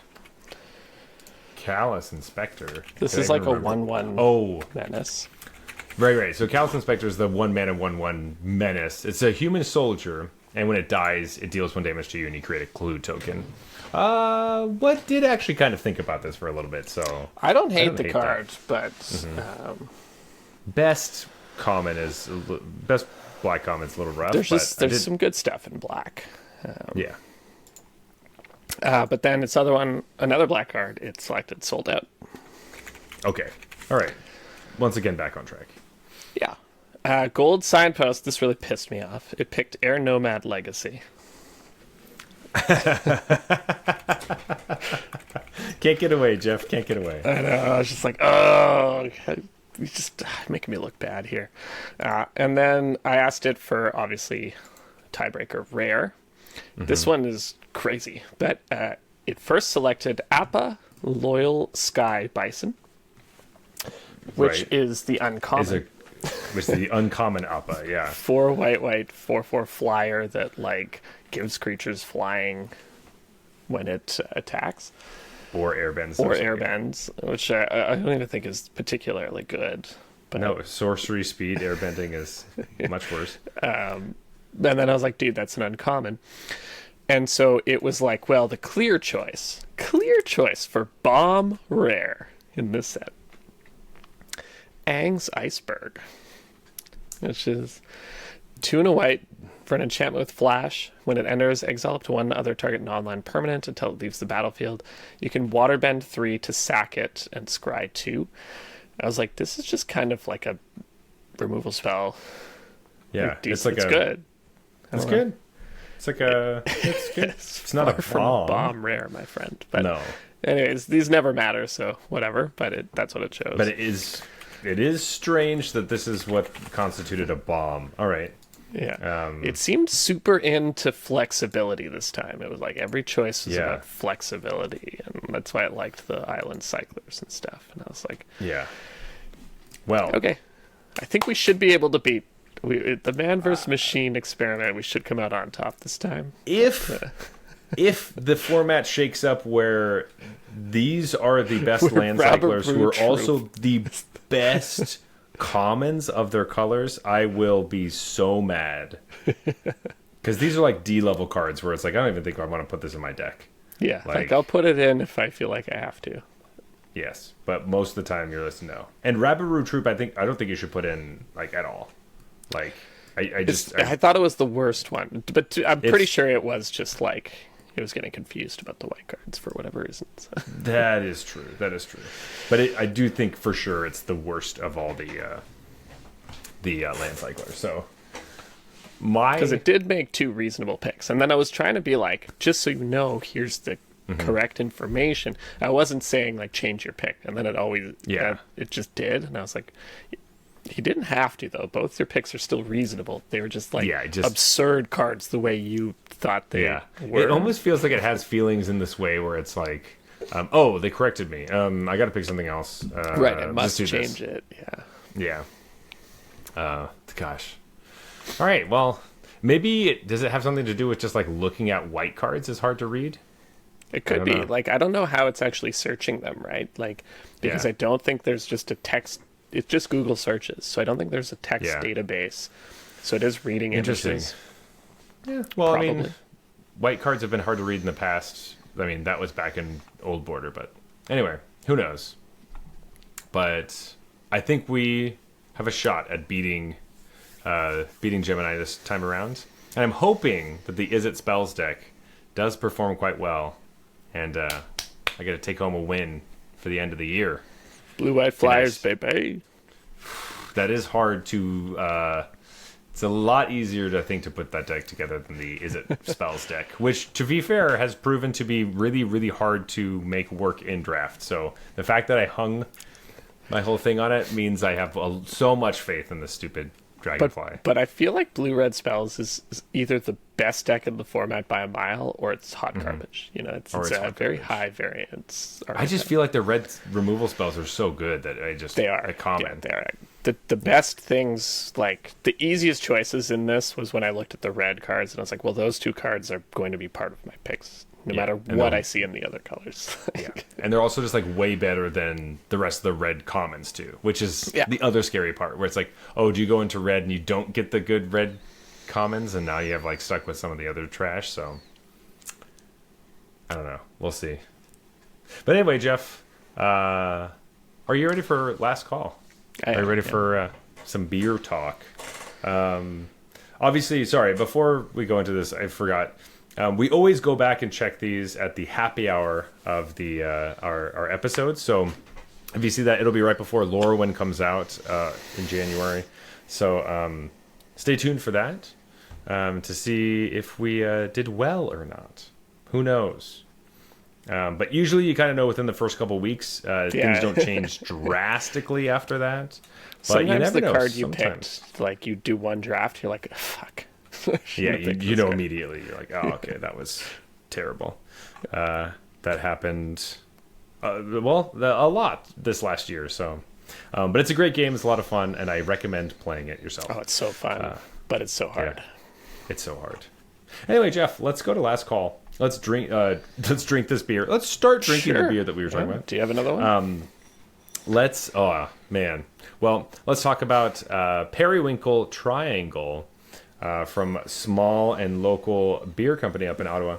As always, we rate our beers on a scale from bronze to mythic, just like the tiers in Arena. However, this has nothing to do with what tier you are in currently, because everyone is in different tiers at different times. So don't feel bad when we say that bronze beers are trash. They're horrible. You spit them out, you pour them on the ground because they're disgusting. You can't even finish that thing. Ugh. These are the rabbit rhino troops of the beer world. Silver or macro brews are just, they're boring or they're bad. Gold beers are fine, but you wouldn't really drink them again. And platinum is solid. You would totally drink it again. Diamond beers are exceptional. You like these a lot and you show them off to your friends. Yeah, and mythic, these are the best of the best. These are the airbending lessons of the beer world. They're just primo. You mean firebending lesson is what I think you're trying to talk about, right? No, right? The card that we both picked? Actually, we all picked it, including Gemini? Yeah, it's true. Even Gemini thought it was good. Although Gemini also thought Airbending Lesson was good when it thought it was 1 mana. I also, if that card was a different card, if we rebalanced it, then yes, it would be better. If it only cost 1 mana.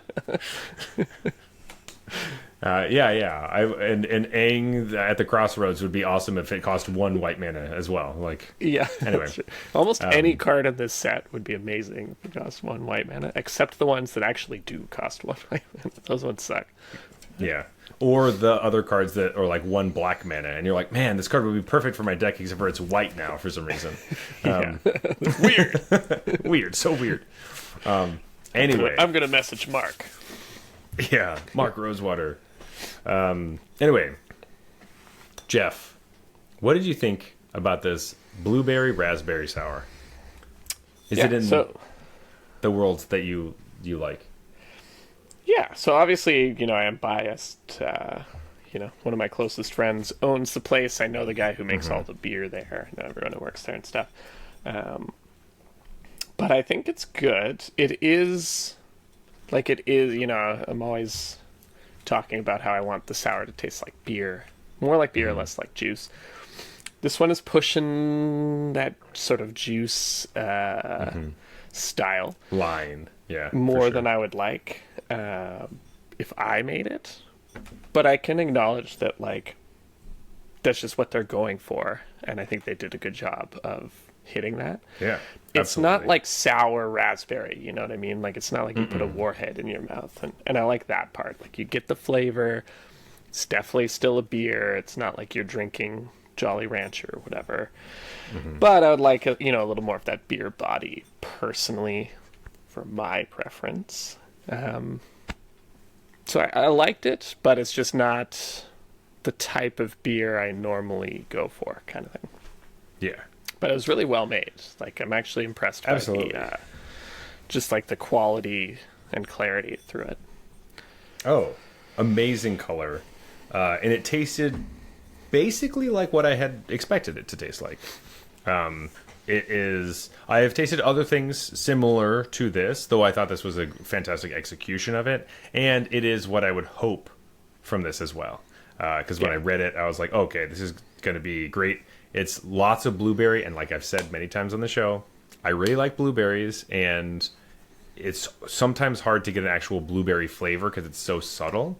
But I think they did a great job. So it wasn't just a raspberry sour. It definitely the blueberry tastes like blueberry. Yeah. Was in there.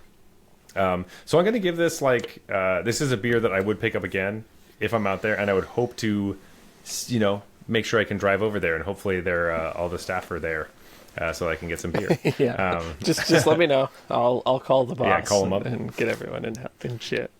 But yeah, so I'm going to give this a diamond for the triangle. I think it's very tasty and worth picking up again. And I don't know, there's something about the elegance of it with the bottle and everything. I would feel good going to a dinner party with this type of beer and be like, we can all try some of this. I'll pour it out for some folks. As opposed to a can that has a very similar taste, but I wouldn't probably do the same thing. It doesn't have the elegance factor is really helping, I think. Yeah, and I was just thinking about that too, because it's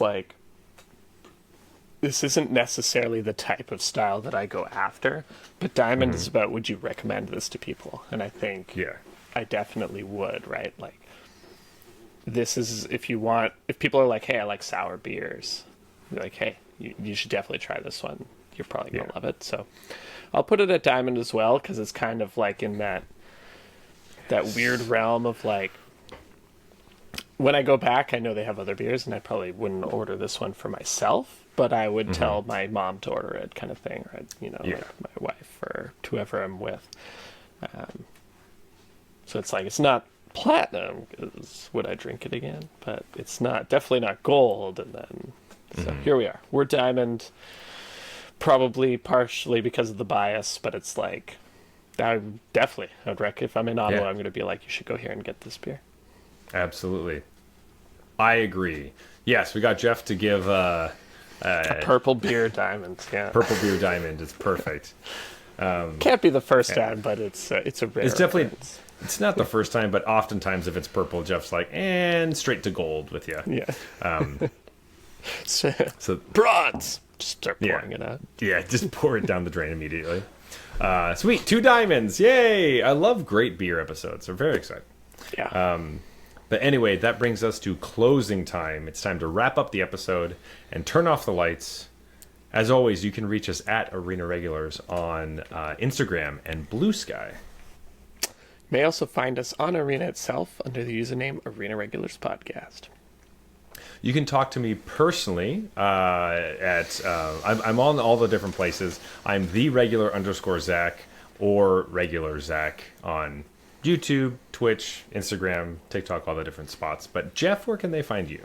best place is our Discord channel. Come chat about your Pack Zero Pick 1 picks, or whatever decks you're brewing with Avatar in mind, or with the pseudo rotation that happened in Standard, or honestly just anything Magic. We love to chat. Super fun community. Everyone's very supportive, and we even do once a month an Arena Peasant cube draft. That means there's only commons and uncommons in there. You can use up some of that common and uncommon wild cards that we know you have lying around, and have a super fun experience. We actually just did it last night, the time of this recording. Zach and I both played, and Zach stole all my cards. Actually, That's Jeff. That's a lie. I started Rakdos, and you stole all my cards.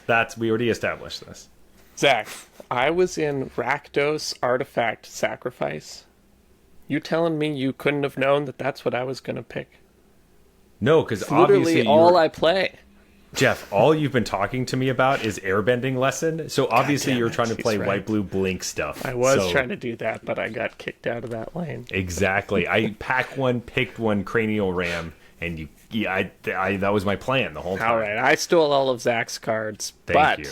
In my defense, I was in blue-white, and I got kicked out, and the guy who won the whole thing was in blue-white, so I probably got kicked out by him. But yeah. You also had a better record than me, so your deck was better than mine. So anyway. I had more blood artists. Yeah, well, I was doing some other stuff, Anyway. Super fun. It's a lot of fun. Yeah, and you can come play too. Just don't draft red-black. Yeah, or, maybe I'm done with red-black now forever. I don't care. Whatever. Cool, me too. Yeah, for sure. Anyway, Blood Crypt isn't Standard. If you want to leave us a comment or review the show, we'd love that. If you like the show, please do that. If you don't like the show, wow, thanks for listening this long. But please don't leave us a comment if you hate us. You can do all those things on Apple Podcasts, on Spotify. Leave us a comment on YouTube as well. We love to hear all of your thoughts about the show. This has been the Arena Regulars, reminding you that the $1 billion answer to what's the best common in Avatar is Rhino Rabbit Troop. You're going to want to take that card early and often, and that's how you dominate your drafts. Good night.